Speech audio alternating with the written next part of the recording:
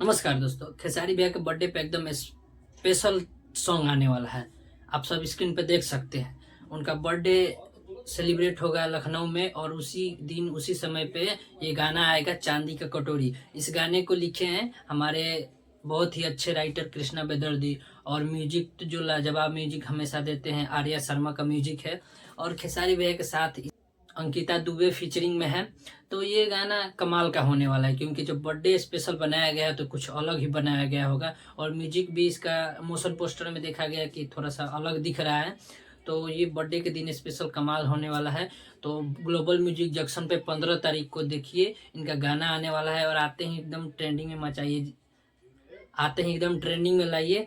जैसे पवन सिंह का गाना आया था काला ओढ़नी, उनका भी स्पेशल सॉन्ग था बर्थडे के लिए।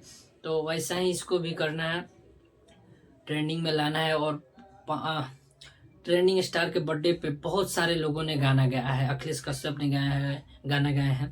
पटना में तमाम जगहों पे इनका पोस्टर लग रहा है। और ये बहुत सारे गरीब को मदद भी करते हैं, ट्रेंडिंग स्टार खेसारी लाल यादव। तो इनका बर्थडे के एक मतलब बर्थडे के गिफ्ट के तौर पे इस गाने को आप लोग सुनिए और ट्रेंडिंग में लाइए, और ग्लोबल म्यूजिक जंक्शन पे जाइए। और ऐसे ही भोजपुरी के तमाम अपडेट्स के लिए मेरे चैनल ब्रांड भोजपुरी ऑफिशियल को सब्सक्राइब करें।